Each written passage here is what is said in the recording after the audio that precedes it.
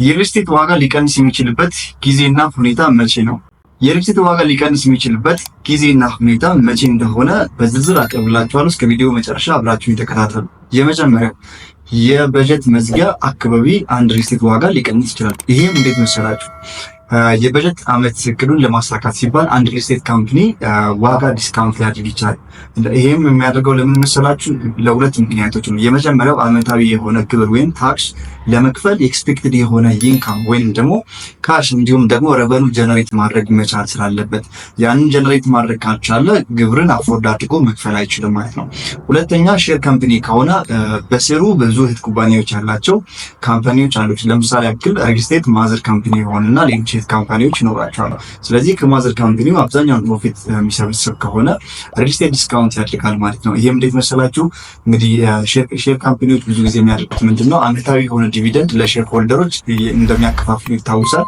ያው ማለት ትርፍ ክፍላቸውን ለሼር ሆልደሮች እንደሚያከፋፍሉ ይታወሳል። ሰው ከባንክ ፕሮፊት ማርጂን አንጻር ሲታይ በጣም ዝቅ ያለ የመሆን እድል ካለው ፕራይስ ዲስካውንት በማድረግ ዓመታዊ የሆነ ዲቪደንድ እቅዳቸውን ለማሳካት ሲባል ፕራይስ ዲስካውንት ሊያደርጉ ይችላሉ ማለት ነው።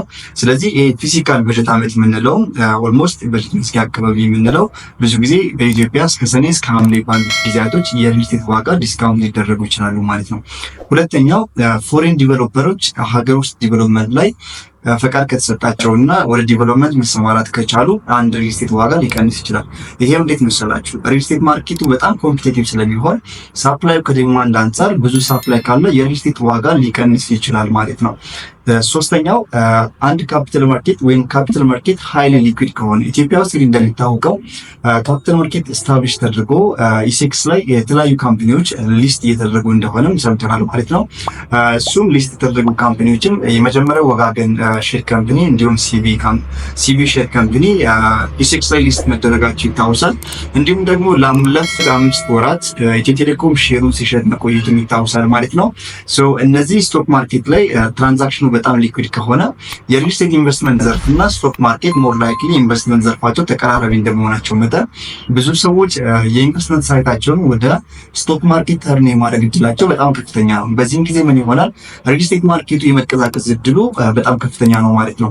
አራተኛው ባንክ ሎን ሪስትሪክት በሚደረግበት ሰዓት በመንግስት አዋጆች በተለያዩ ምክንያቶች የባንክ ብድር ወይንም ባንክ ሎኑ ሪስትሪክት ሊደረግ ወይም ሊገደብ ወይም ኮንፋይን ሊደረግ ይችላል ማለት ነው።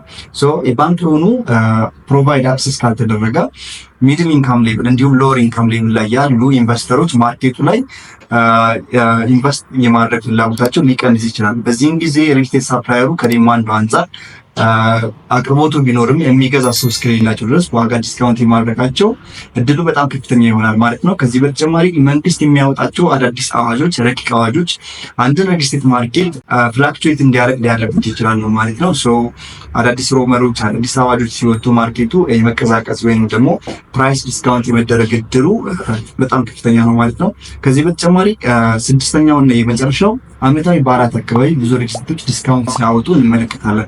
ይሄም እንዴት መሰላችሁ? ዲስካውንት ቢኖርም ግን ሪሊ ኔሰሰሪሊ ዲስካውንት አለ ማለት አይደለም። በጥንቃቄ ያንን ኦፕሽን ማየት፣ ያንን አማራጮችን በጥንቃቄ አንብቡና ተረድተው ኢንቨስት ማድረግ ደግሞ በጣም ትልቁን ድርሻ የሚይዝ ነገር ነው።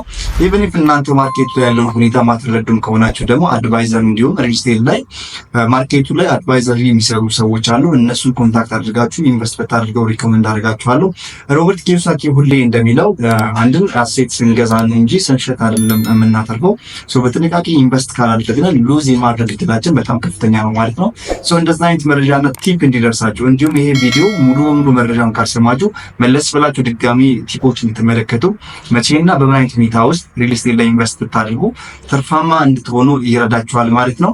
እንዲሁም ተመሳሳይ መረጃ ስለ ስቶክ ማርኬት፣ ካፒታል ማርኬት፣ ስለ አክሲዮን ሽያጭ፣ ስለ ኢንቨስትመንት ቲፖች ኢትዮጵያ ውስጥ መረጃዎች እንዲደርሷችሁ ላይክ፣ ሼር እና ሰብስክራይብ ማድረጋችሁን እንዳትረሱ። ለበለጠ መረጃ ደግሞ ስለ ሪል ስቴት እንግዲህ አዳዲስ መረጃዎችን ስለ ሼር ላይ ኢንቨስት ማድረግ የምትፈልጉ ሰዎች ከስር በምናስቀምጥላችሁ ስልክ ደውሉልን። እናመሰግናለን።